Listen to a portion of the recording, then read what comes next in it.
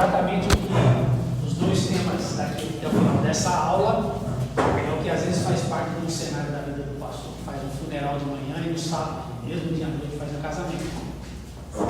Me vi em situações assim mais de uma vez, que são altas emoções antagônicas com as quais a gente tem que lidar em 24 horas. Só a graça de Deus. Mas é possível, Deus da graça. Então, estamos falando aí do casamento. Saber a cultura da igreja, né? Às vezes a cultura da igreja é fazer casamento entre pessoas não crentes, às vezes não é. Não. Precisa saber qual é essa cultura e se você tem convicções bíblicas e trabalhando isso com a igreja, com a liderança, até você colocar as suas convicções diante do altar nas cerimônias que serão ali feitas, né? Eu lembro que o primeiro casamento que eu fiz, eu já informo que eu fiz mais divórcio do que casamento. Eu já acompanhei mais gente em crise trabalhando no final do casamento deles, né, do que casamento em si. Então, o número de divórcio é grande dentro de uma comunidade evangélica. Ontem mesmo eu estava conversando com uma missionária, que é triste a gente ouvir isso. Missionária, eu não conheço, faz parte do meu trabalho. E ela me dizendo, não, pastor, já decidi pela separação, porque meu marido é crente, papapá. E eu tentando trazer ela para a Bíblia, né? Sem ter uma postura julgadora na minha fala. E aí a Bíblia não serve para nada aquilo que ela prega, né? Então tem que ser verdade de Deus para esse momento. Mas os nossos dias são tão críticos que mesmo a Bíblia, os crentes não estão dispostos a um casal que é entendeiro, filho de um médico, e eles falaram assim, vieram conversar comigo, pastor, nós sabemos o que a Bíblia diz, sabemos o que o Senhor vai dizer para nós, mas agora decidimos nos separar. 13 anos casados, nós não fazemos feliz um ao outro, então nós amigavelmente decidimos pela nossa separação. Ou seja, temos uma vida só e a gente tem direito de ser feliz. Felicidade é a vida do nosso tempo. Muito bem. Então, o primeiro casamento que eu fiz era seminarista igual vocês, viu? Década de 80, final da década de 80, da Faculdade Batista, e conflito entre o pastor da minha igreja e o pastor da igreja batista, de onde era noiva, porque o noivo era da minha igreja. O casamento ia ser feito na minha igreja, o pastor da igreja batista fazia o casamento na minha igreja, mas depois desistiu do casamento, abandonou o casal. Aí o pastor da minha igreja falou, também vou fazer o casamento aqui, aí sobrou para os noivos irem casar na igreja dela, que é a igreja batista. Mas o pastor falou, vocês podem usar o templo, eu não vou estar lá, porque eu não abençoo esse relacionamento. No meio desse fogo cruzado, o meu pastor falou, só não quero que você já feito casamento aqui, mas você vai lá, faz o casamento e os abençoe. Então, no meio desse conflito do casal junto, eu fui fazer meu primeiro casamento. E no momento lá das alianças, nunca me esqueci. Ao término daquelas fotografias, o fotógrafo do meu lado, enquanto os noivos estavam ali sendo cumprimentados pelos padrinhos, né? Ele falou, o fotógrafo falou, senhor, você está acostumado com o casamento? Não, é o primeiro. Eu falei, deu para perceber. Aprendi assim, as alianças devem dar.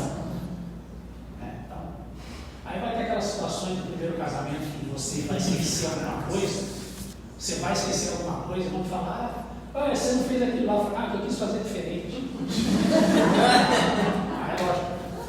Se não é uma coisa que necessariamente tinha que fazer parte, eu fiz diferente, mas só que fiz por esquecimento. Mas acabou sendo salvo, né? Pastor, fala. Não sei se é uma pergunta óbvia que eu vou fazer, mas preparar um casamento é mais difícil, eu falo a parte emocional mesmo, do que preparar um velório. Ou não? Não tem isso de... depende da situação. O velório, muitas vezes você não tem nem tempo de pensar. O que acontece, né?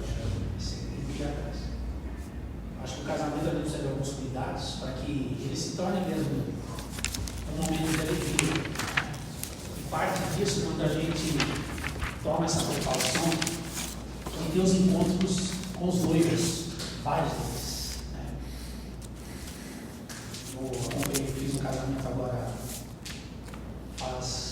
vai fazer em março 2 anos. Não poder estar com um casal, fiz as conversas online, minha esposa está acompanhando casal que se casa agora em março do ano que vem. Ela acompanha o casal e eu vou ter algumas conversas com o noivo, né? Essas conversas precisam. E já antecipo, ninguém está nem aí para se orientar as coisas de crise. Você vai falar de crise que o casal vai ter, que eles estão pensando em crise, estão pensando no que tem de bom no outro. Tem crise de casamento. Quero saber de crise de casamento? Mas elas virão. Né? Essa semana passada, acompanhei um jovem casal. A minha esposa atende a moça, eu atendo o moço online, né? Em horários diferentes. Aí eu falei para ele, cara, o último casamento que todos foram felizes para sempre é um conto de fadas. Isso foi lá atrás. O príncipe virou sapo. No mundo real, o príncipe virou sapo. Então, passar aquele casamento bonitão lá que você fez, que eu fui lá, naquela mansão, aquela lua de mel que vocês foram lá para Cancún, já voltaram, lavaram a roupa suja, tiveram que tirar pó de coisas do apartamento sem ter filhos, né? Colocar coisa no lugar que vocês tiraram do lugar. Depois, agora, antes vocês se perguntavam assim, o que vocês gostam um do outro? Qual que era a resposta? Tudo. Eu estou apaixonado, tudo. Agora, se eu te pergunto o que você gosta da sua esposa, você vai falar algumas coisas. Já não é tudo. Só que agora, vocês estão tendo a oportunidade de começar o casamento. Agora que o casamento está começando, vocês estão podendo ver defeito um do outro. Não só vendo pela metade o que é bom, mas vendo o todo. Quando eu vejo o que é bom e o que é ruim. E o que é bom me ajuda a permanecer com aquilo que é ruim. Então vale a pena. Então eu diria assim que, apesar de tudo, aí eu estou falando das minhas convicções. Raramente eu já fiz, mas raramente eu faço um casamento sem ter tido esse tempo de vários encontros com o casal, porque eu entendo que casamento é coisa para gente adulta, é coisa séria. Eu deixei de fazer casamento de 2 sobrinhos meus que me pediram por ser pastor, por não entender que eles estavam preparados para aquilo. Num eu acertei, divorciou, depois casou de novo, divorciou, casou novamente. O outro deu certo, por misericórdia de Deus. Mas, nossa, porque às vezes a gente não deve contribuir com o erro. Mesmo que eles vão casar, o outro vai abençoar, mas não quero que seja eu essa pessoa. Né? Então, casamento, algumas coisas que a gente precisa tomar atenção é ser breve. E para que nós sejamos breves na cerimônia do casamento, é indispensável você ter essas conversas antes. Porque se você teve as conversas antes, não justifica. Eu fui num casamento agora há pouco tempo, o pastor falou, eu vou falar pouco, porque eu já conversei com um casalzinho. Só que ele falou 1h10. Que pouco que ele conversou. Mas você não falasse.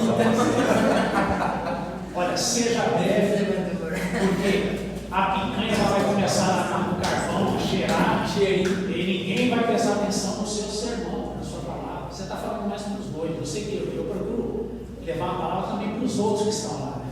Porque o evangelho é para os outros também, aproveitar, fazer daquele momento para os outros corações. Mas seja breve. Fala. Senhor, uma pergunta agora.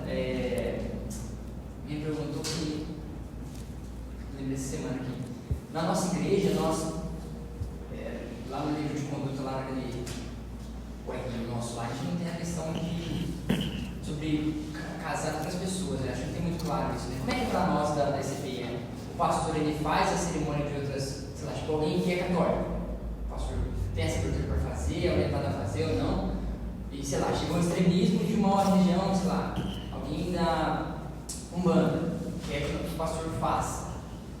Sei que tem o direito de falar sim ou não, né? Mas o que a nossa igreja orienta também nesse sentido? A critério de cada pastor. A sua igreja, né, como Paulo Mesquita, levantou a bandeira de que é bom fazer casamento de pessoas não crentes dentro do tempo, por ser uma oportunidade de evangelismo.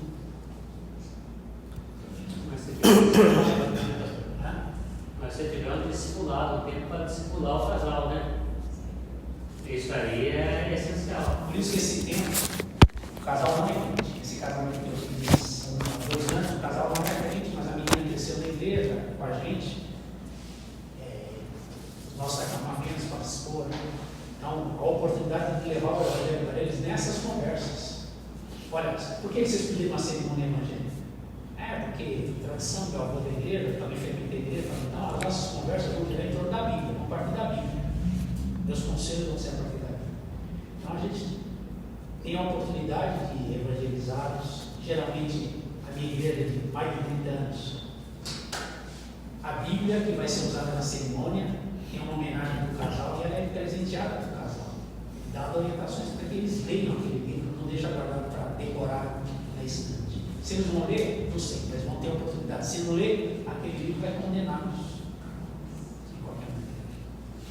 Então, geralmente é critério de cada casal, de cada igreja, de cada pastor. Por isso que eu falei, vai das convicções que o pastor tem e da cultura daquela igreja.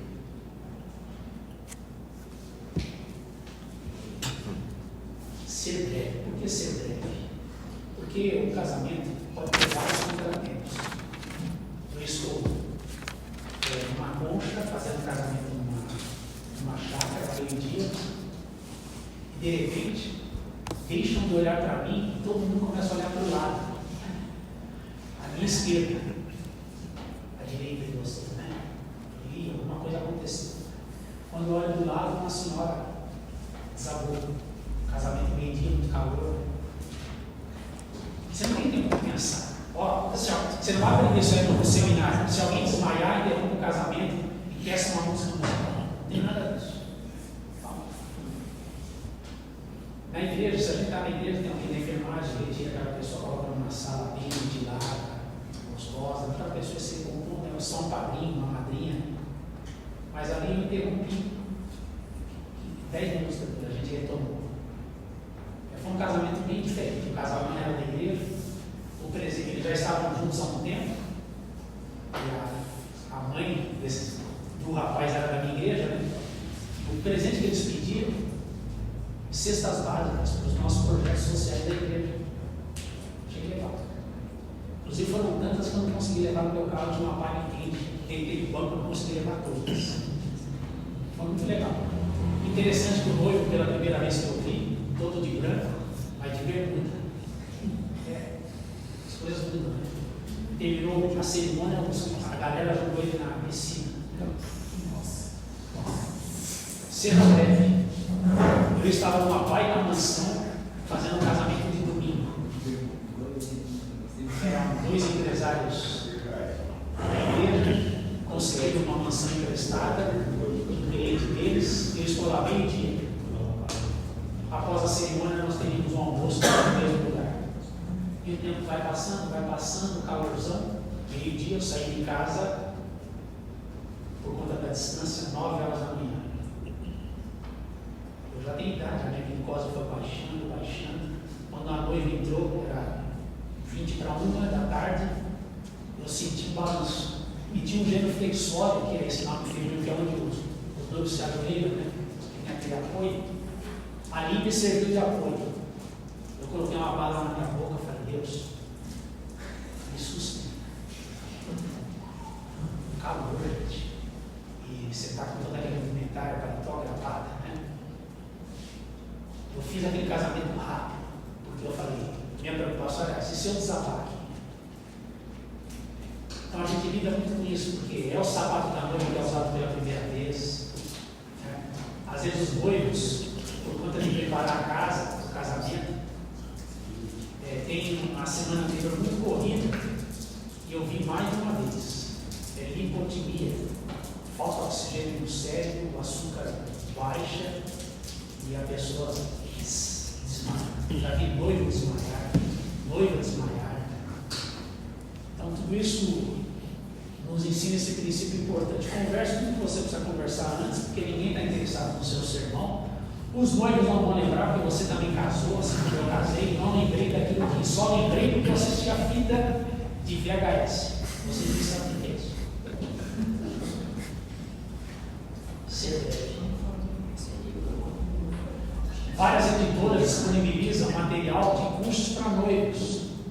Várias editoras têm material de curso para noivos. Lá em Andradas, o pastor João Evangelista costumava usar, antes de dizer sim, já em camp, fala sobre finanças, sexualidade, relacionamento com a família do povo, etc.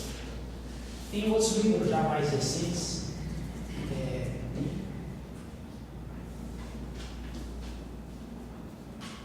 Vamos mudar o clima,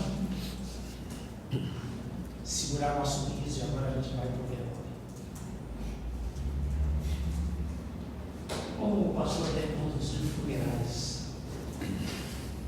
Primeira dica que eu dei, e dou a vocês também, dei para o meu novo pastor, só que ele foi reprovado.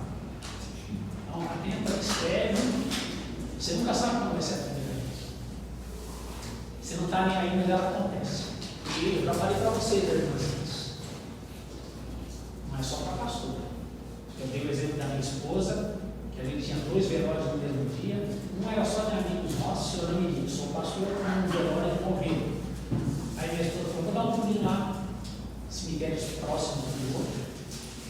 Quando ela foi lá, era um grupo pequeno, e sabem que a minha esposa é a esposa do pastor, e um amigo nosso falou, você não poderia dar uma palavra aqui para a gente? Eu acho bem Bíblia, você não poderia dar uma palavra fazendo uma oração? Ó, você não é aluna da professora Ribeira, aprendeu oração no funeral? Dá uma palavrinha para nós aqui de encorajamento. O doutor Stanley Jones, famoso missionário, escreveu sobre um jornalista amigo que foi convidado para conduzir um ofício fúnebre. E esse amigo jornalista falou, nada melhor do que abrir a Bíblia. Eu quero aprender com Jesus. Jesus é uma referência para mim, que ele foi procurando no Novo Testamento as situações que envolveram Jesus no funeral. Ele descobriu que Jesus nunca dirigiu um enterro, porque ele sempre lidava com ressurreições. Então, como que a gente pode pensar em dirigir um ofício fúnebre de uma maneira, está todo mundo olhando para você?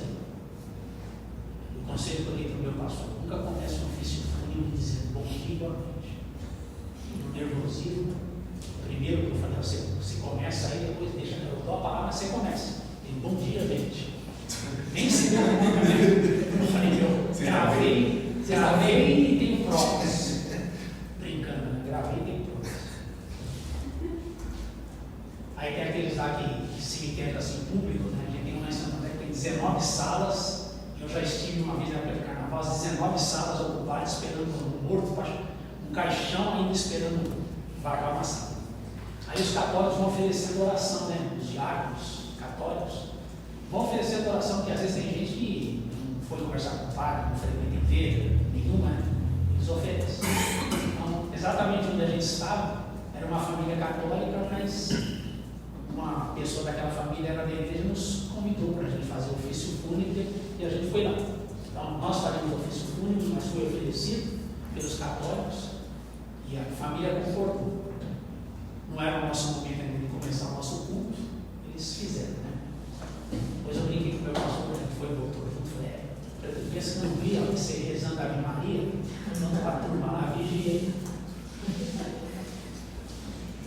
Mas foi nessa cerimônia católica que eu aprendi uma das orações mais lindas feitas por Santo Agostinho. Se eu lembrar, eu coloco um pouco para amanhã para vocês verem, que me impactou tanto que eu busquei na internet. A oração que Santo Agostinho fez, ele foi um filósofo cristão. Quando ele viveu, não tinha católico e crente. Só que ele deixou, por ele receber esse título de Santo Agostinho, a gente deixou isso para os católicos.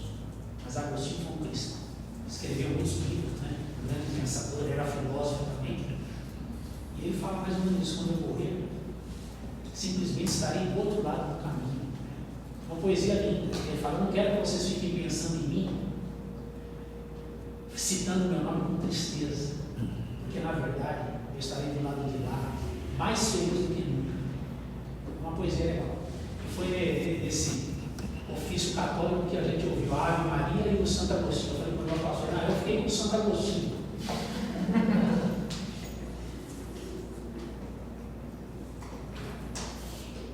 Vamos lá para alguns conselhos práticos. Há algo inexplicável sobre o vínculo que muitas vezes ocorre quando um pastor se coloca ao lado de uma família logo após a morte de um ente querido e continua a ministrar durante toda a sua vida.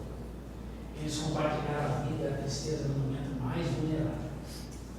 Relacionamentos forjados em tempos de luto propiciam muitas oportunidades de pastoreio desses membros nas verdades da palavra de Deus. É um tempo que não podemos desperdiçar, que é quando uma família enfrenta estar junto. Eu falei, acho que foi na aula passada, é sempre possível, quando se recebe a informação de que houve um óbito, a gente vai para o hospital ou vai para casa. Às vezes na casa alguém precisa desse suporte, e a gente está dando um testemunho muito importante para os familiares que não são crentes. Eu cometi alguns erros, ainda os cometo, em funerais, e me lembro que o primeiro deles foi na funeral da irmã Alcina. Eu cometi 2 erros com a irmã Alcina, foi a primeira pessoa que eu batizei, era uma senhora negra, apaixonada por Jesus. Depois que ela conheceu Jesus, abriu a casa dela para que a gente fizesse cultos. Eu era só um presbítero, e como eu acompanhei mais de perto, eu fiz o seu batismo, e o meu sogro era o pastor. Mas quando eu a batizei, meu sogro achou que ela não foi batizada por inteiro, a franja ficou para fora, o meu sogro falou, batiza de novo. Tá certo. Embora o batismo seja só um símbolo, não importa se com pouca água igual os presbiterianos, só com aspersão, ou com muita água, que é um símbolo, né? Mas eu, em obediência ao meu pastor, batizei a irmã Alcina 2 vezes. E aí, quando ela faleceu, a minha alegria foi tanta de ver como era a vida dela antes de conhecer Jesus, que era morava próximo da igreja, e depois de ter conhecido Jesus. E o apóstolo Paulo disse que é para a gente chorar nos que choram e se alegrar nos que se alegram. Aí no funeral dela, parecia que eu estava alegre. A minha mensagem foi de muita alegria, foi de muita esperança. Em vez de falar com um tom mais baixo, eu falei muito animado. Depois eu falei, nossa, eu fui animado demais. Festejar vida no céu. E a gente vai pensar que a família está sensibilizada. Então, essa foi a minha primeira experiência no funeral, dentre outros erros que eu já cometi, alguns eu compartilho. Esse artigo, 5 coisas que você nunca deveria dizer ou fazer no funeral. Só escanear aqui, você vai ver esse artigo, vai te dar dicas muito importantes. Mas nesse artigo eu também tirei algumas dicas no ofício fúnebre, chegar 30 minutos antes do horário marcado para o culto. Se você vai dirigir aquele culto, tem que chegar antes, conversar com os familiares, ter um tempo ali de consolo, né? Às vezes você vai conhecer pessoas da família que você não conhece, que vieram de longe. Então, sem essa de chegar exatamente no horário para começar o culto, você chegou, o culto começa. Eu falo isso que geralmente a gente marca horário, forma o grupo da igreja, né? A pessoa morreu, vai ser feito um culto fúnebre às, sei lá, 14h30, chega antes. Ao começar o culto, expressa seus sentimentos aos familiares. É costume que o ministro fique à frente do caixão. Aqui está o caixão. Eu estou aqui na cabeceira do morto. Estou aqui na cabeceira do morto. E enquanto estou aqui, a minha postura é uma postura séria, de alguém que entendeu que está num ambiente de dor, de sofrimento. Ainda que aquela pessoa tenha sofrido muito com alguma enfermidade, acabou para ela, mas talvez comece o sofrimento ou continue para alguém que vai ter que lidar com aquela ausência. Então, o pastor está ali sendo visto por todo mundo. Não é legal estar dando risada com a pessoa que está ao lado dele. Uma postura de seriedade. Seu silêncio é um respeito à dor daquelas pessoas. Sua postura adequada já é um sermão.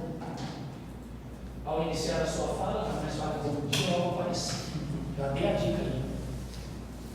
Outras recomendações: não brinque sobre a morte ou conte piadas em enterro.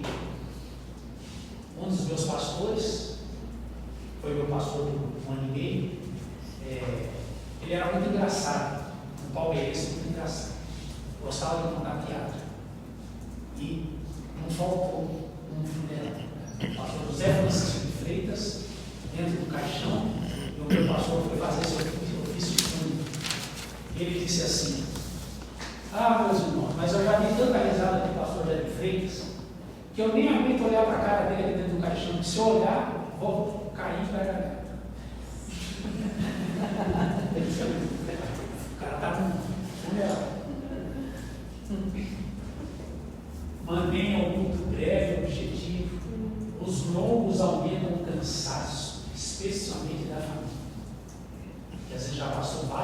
no hospital. Às vezes, se tem apartamento, ou a idade permite, sempre está lá alternando 12 horas cada familiar acompanhando aquela pessoa doente.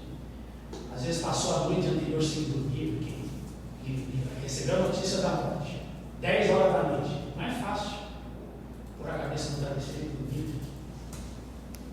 Então, com raras exceções, a mensagem bíblica não deve ultrapassar 20 minutos. E o culto todo, 45 minutos. Estou falando com raras exceções. 20 minutos, 30 no máximo, é um bom tempo. Se pretende se estar no texto da Bíblia fazer uma oração, na hora de descer o caixão, vai fazer uma oração. Se está no texto da Bíblia. Metodistas têm muito esse costume, eu já fiz junto com pastora metodista, é bonito. E o espírito volta a Deus com Deus, o corpo volta ao pó, tá? Como gêmeos, né? E aí é feita uma oração antes do caixão descer. Então, se pretende fazer isso, seja breve. Nós estávamos também, eu era novinho na igreja, o sepultamento foi feito 4h30 da tarde, os ofícios fúnebres, aquele era o último, cada meia hora, né? 5 horas, os funcionários de embora. E aí houve um atraso no sepultamento anterior, e quando o corpo chega lá para ser descido à sepultura, o meu sogro era o pastor, ele decide dar uma oportunidade para um irmão, numa outra igreja, que era amigo da pessoa, da família, né? E aí aquela pessoa, faltavam poucos minutos para 5, aquela pessoa era para dar uma palavra, ela falou umas centenas de palavras, né? E aí o funcionário lá do cemitério falou para o meu sogro: olha, se ele não apressar um pouco aí, vai ficar para amanhã, e a gente sai assim. Não, precisa ser breve, sempre muito breve. Aliás, eu lembro do irmão Joaquim, na minha igreja tinha um irmão Joaquim, e estava para morrer no hospital, e o pastor estava em férias, pediu que um seminarista igual você aqui, por aluno do professor Ademir, aprender isso, como visitá-lo no hospital. Você me contou um dia que você aprendeu sobre fazer visitação no hospital. Irmão, quero meu pai, presbítero, doutor do trabalho, vai fazer essa visita para mim lá, seminarista. Colocar em prática o que você está aprendendo. Aí ele foi lá. O irmão Joaquim na UTI, o seminarista andava de um lado para o outro, procurando palavras. O que eu falo para o irmão Joaquim? Fios ligados ao irmão Joaquim para cá e para lá. E ele pensando: o que eu faço? Aí ele chegou perto do irmão Joaquim e falou assim: irmão Joaquim, vai dar uma morridinha, né? Vai com Deus.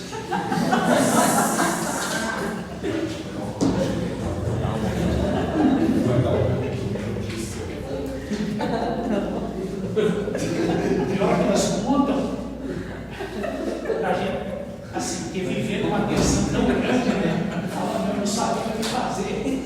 Eu nem o texto da Bíblia subiu. Eu falei, irmão Joaquim, vai com Deus. Vai dar uma corridinha. Mas não era só a Joaquim que deu branco no visitador do irmão Joaquim, né, que não sabia as palavras certas. Às vezes a gente não tem. Mesmo no funeral, tendo a Bíblia nas mãos, a gente não tem a palavra certa para aquele contexto, a gente fica perguntando a Deus, né? Como encontrar as palavras certas. Na maioria dos ofícios fúnebres, é provável que o pastor conheça quem faleceu e saiba algo sobre a sua história. No entanto, quando falar no funeral de alguém que não conhece, ele deve se encontrar com a família com antecedência, fazer perguntas sobre a pessoa falecida para alguém da família. Então, eu costumo falar o que a pessoa gostava, para ter ali uma fala mais pessoal, né? Gostava de algum hino da Bíblia, algum personagem da Bíblia. Se gostava de algum hino, vou cantar aquele hino. Estamos cantando aqui um hino que o irmão Joaquim gostava, né? Gostava tanto, um hino tal, que marcou a vida dele, foi o hino que o fez chegar a Cristo.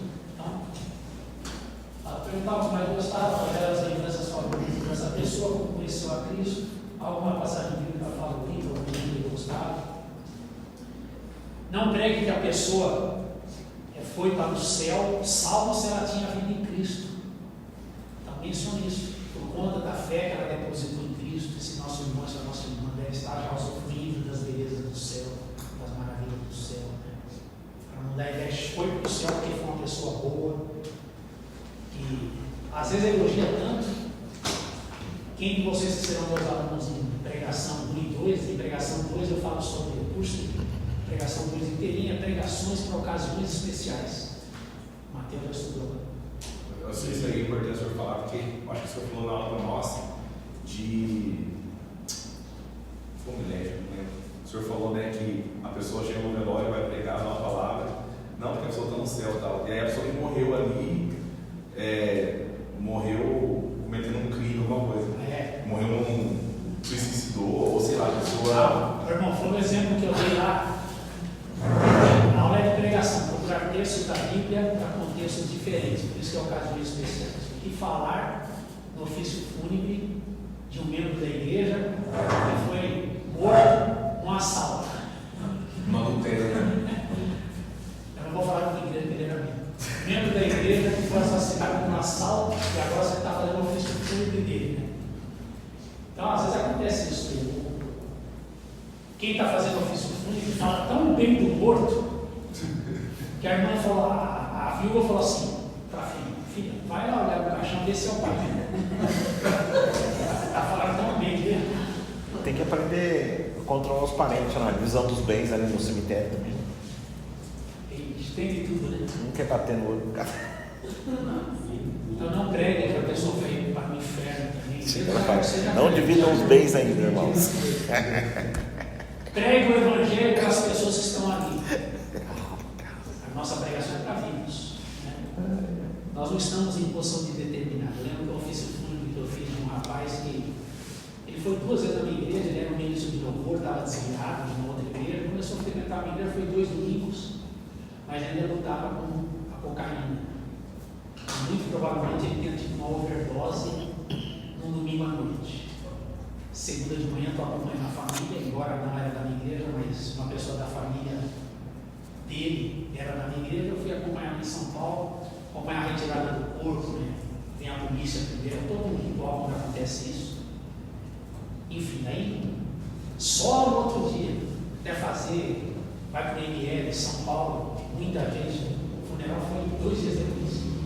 A turma sempre perguntando, será que ele foi salvo? Essa pergunta a gente tem quando alguém cometeu um suicídio. Sempre tem essa pergunta. Eu não vou responder, deixa para outra disciplina que você vai estudar ética. Enfim, não mandar ninguém para o inferno. Acho que essa é uma coisa importante. E mesmo nessas situações que fica essa suspeita, o cara se matou com uma overdose, com uma arma, a gente pensa assim, que até o último momento de vida, Deus queria salvar aquela pessoa. Teria poder para salvar aquela pessoa se aquela pessoa encontrasse verdadeiro arrependimento, né? Ainda que tardiamente. Mas Deus é poderoso para salvar. Então a gente não está em posição de determinar se a pessoa foi salva ou não. Se o falecido não deu, e se o falecido não deu nenhuma evidência de ter vivido no Evangelho de Cristo, nossa responsabilidade no funeral não é fazer um juízo eterno sobre o falecido que foi para o céu para o inferno. Pregue para os vivos e procure consolados.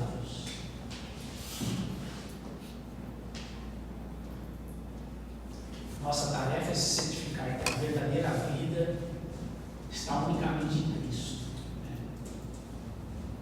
Quem não tem Cristo, a esperança dele. Quem tem Cristo, vai ter uma esperança sem fim.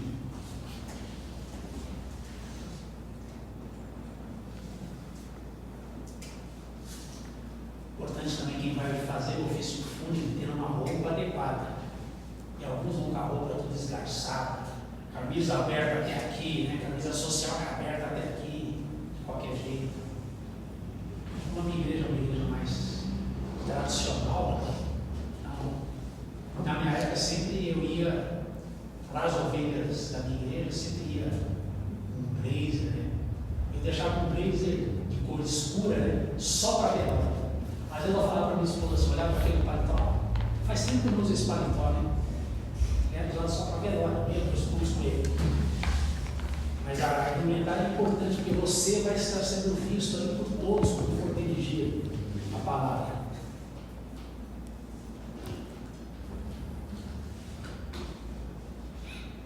Brian Croft, eu também já citei ele hoje, que veio aqui ao Brasil, também tem um artigo muito legal, como preparar um sermão para funeral. Uma palavra específica para aquele momento. Não é hora para ficar fazendo uma exegese da escatologia que vocês aprenderam com o Paulinho. A palavra ressurreição significa isso, não sei o quê. Não é hora de estudo bíblico. Né? A mídia das pessoas estão cansadas. E esse momento exige objetividade. E eu falo que ser objetivo é muito mais difícil do que ser prolixo e enfadonho. Porque ser objetivo exige que nós escolhamos, separemos as palavras, filtremos aquilo que a gente vai dizer.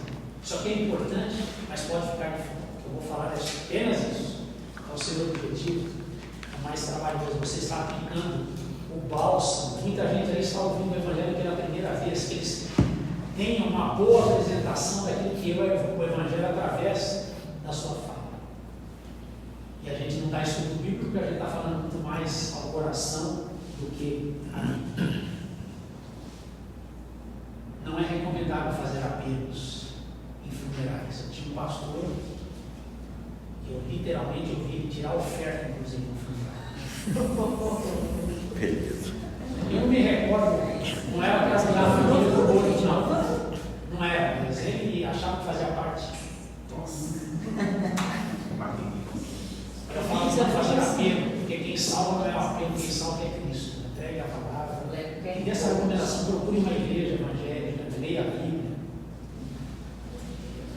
Eu cheguei a preparar sermões durante a madrugada, sentado na secretaria da igreja, com o corpo sendo velado. Mais de uma vez. Não tinha tempo. Pegava um papel em branco, texto da Bíblia e fazia um rascunho. Algumas famílias até me pediram, pastor, o senhor falou uma coisa tão bonita, pastor, tem aquilo que o senhor falou? Aí eu posso pegar na minha Bíblia e dava e eu rascunho. Tem algumas famílias que têm esse rascunho. Mas não é muito produtivo, porque a gente está cansado, é de madrugada. Aí eu falei, não. Como eu falei para vocês, foram literalmente 107 ofícios fúnebres em quase 10 anos enquanto pastor, em que eu estive presente. Não oficiei todos eles, mas a maioria foram oficiados por mim. Então, quase não tinha tempo. Você pode usar o mesmo sermão, tudo bem, mas às vezes o auditório também, quando eu reúno na igreja, vão sempre ficar ouvindo a mesma coisa, e a palavra de Deus se renova, né? Então, a palavra de Deus é rica, tanto os textos da Bíblia. Aí, peguei um período de férias, só da minha primeira coisa que eu vou fazer na férias, não esquenta a cabeça não. Minha esposa ainda trabalhava, enquanto era pastor, falou, vou pegar um momento que você está no trabalho, eu vou fazer um sermão de funeral, porque não dá para ter essa loucura, né? Já quero ter uma coisinha no jeito, tá? Aí preparei uma Bíblia de bolso, um testamento de bolso, fiz um esboço que dava para imprimir naquele tamanhozinho, fui fazendo vários testes, acertei o tamanho da fonte, e fiz lá meu primeiro esboço, Salmo 23, uso com muita frequência, e deixei o nome do morto em branco. Tinha um traço, eu não sei quem que é o próximo morto, né? Se é morto, se é mulher, assassinado. Aí quando acontece, eu já nem uso mais essa minha cópia, né? Cuidado que você tem que ter para errar o nome, porque eu escrevo a lápis. Então não vai fazer igual um padre, que quando eu fui fazer um ofício fúnebre, o padre chegou lá, ou enviado do padre, não sei, porque às vezes a família tem. Já fiz um ofício fúnebre que tinha uma cerimônia de terreiro de candomblé, com um monte de reza lá. Depois o padre, né? Quando me perguntam, quero ser o último, que as pessoas vão guardar sempre aquilo que foi dito por último, me deixa por último. Aí o padre chega e fala, pergunta para a pessoa que estava do meu lado lá, qual que é mesmo o nome do morto? E ele sabia o nome do morto. É horrível. E esse horror que ele viveu, a gente vive na pele quando a gente está fazendo ofício fúnebre de alguém que a gente nunca conversou com essa pessoa, não fez sequer a oração por ela. Então, é uma outra dica. Tem alguém na família da igreja, alguém que fez um pedido de oração, né? Passou a hora lá pela minha irmã, ela não é da igreja, mas está na UTI, né? Já recebeu notícia que está muito mal. Se tiver a oportunidade, vai orar por essa pessoa. Não deixa para amanhã também, para já lidar com isso. Deixa para amanhã, o cara mora em madrugada. Vou fazer hoje, vou tentar hoje, só não vou se não der mesmo. Vou adiantar esse compromisso. Você foi lá, visitou, orou por aquela pessoa, no ofício fúnebre, você pode até reviver ali nos presentes. disse, olha, na visita que eu fiz a essa família, citei esses textos aqui da Bíblia, né, na esperança de que o coração dele ou dela encontrasse conforto nessas palavras, nesse momento de tamanha dor. E nós nunca sabemos, mas a pessoa pode se encontrar no quarto mais complicado. A visita que eu fiz para o seu Dionísio, que eu não conhecia ele, o filho dele era da minha igreja, o Márcio. Fui visitar o seu Dionísio, entrando lá na UTI, horário de visita, o neurologista vai então dar informações de como foi o dia do pai, do filho, eu estava lá. Aí o neurologista falou, olha, vocês vieram aqui para a visita, o pai ia entrar aqui na UTI ontem, o quadro dele se agravou, um AVC, aqui o exame, eu estou olhando o exame, a parte do cérebro que foi afetada inclui a escuta, então provavelmente vocês vão falar e ele não vai escutar. Mas o que importa? Disse o médico. Vocês falam, porque vai fazer bem para vocês, vai fazer bem para você. Mas você fala para o seu pai que você queria falar, se ama ele, filho, fala o que você precisa. Falou, e se de repente ele escutar, melhor ainda.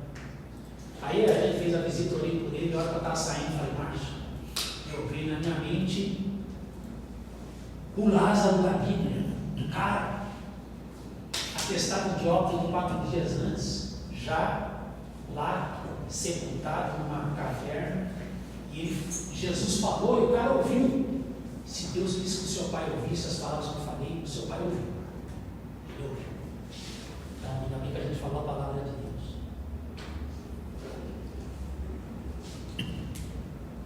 Esse outro artigo aqui também é muito importante. O melhor conselho sobre pregar em funerais eu já recebi. De novo, lá em prova. O Ministério da Família do Pastor, Luiz, aquele é o seguinte, ele também dá dicas muito importantes. O que eu sinto quando sepulto os membros mais antigos da minha igreja, literalmente eu vivencio isso, porque a minha igreja é uma igreja muito tradicional, de membros muito antigos, e é triste mesmo a gente saber que esse membro terminou seus últimos dias com fraqueza, eu vou precisar de mais 50 anos, pelo menos, para a igreja ter outro tipo de membro assim, porque ele perseverou a servir o Senhor juntamente conosco aqui, e entregar esses santos a Deus é um misto de tristeza, que a gente está se despedindo de um irmão querido, mas de alegria, porque aquela pessoa perseverou.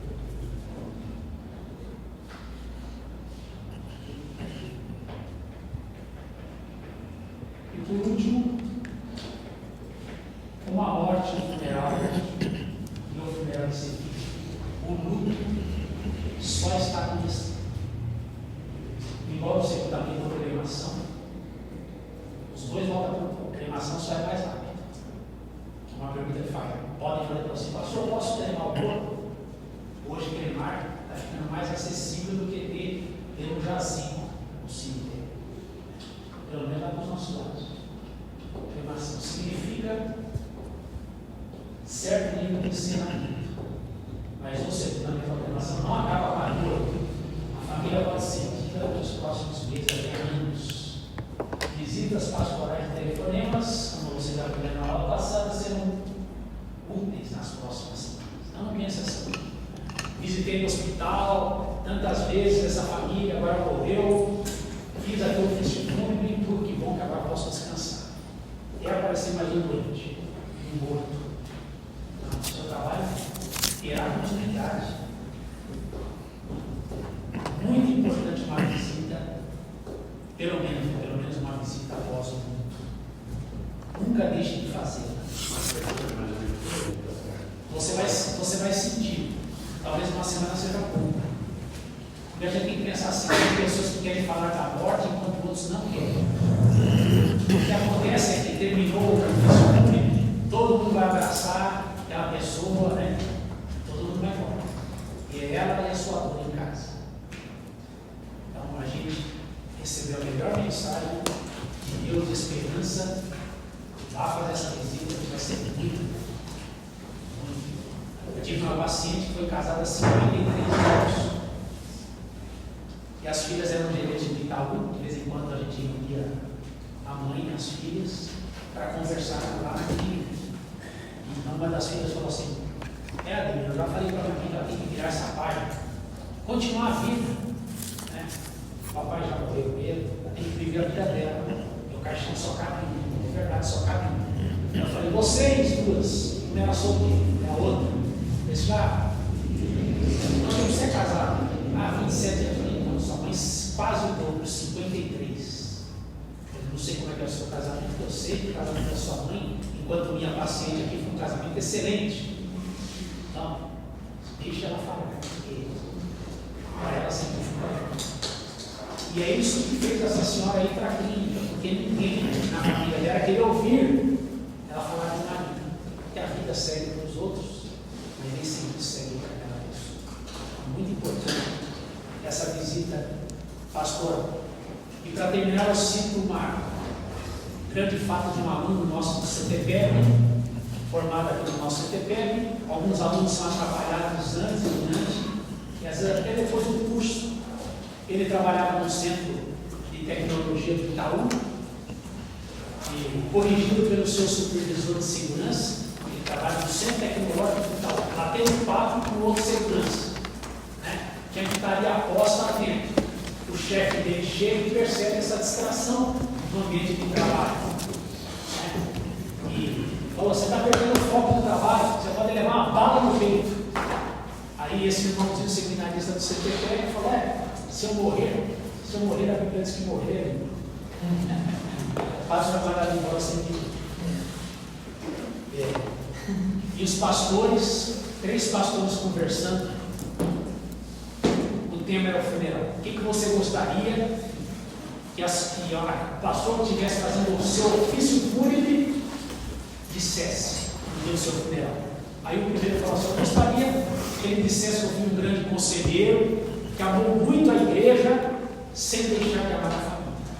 Segundo, eu gostaria que o oficiante dissesse assim, que eu fui um homem maravilhoso, excelente pai de família, um professor de grande influência no futuro das crianças. E o terceiro arrasou. Eu gostaria que dissessem de mim o seguinte, o nome dele, esse terceiro, pastor Jeremias Pereira, da 8ª Igreja Presbiteriana de BH. Eu gostaria que fosse dito isso. Gente, não sei o que aconteceu, mas acho que ele está se mexendo. Deus abençoe você, todos.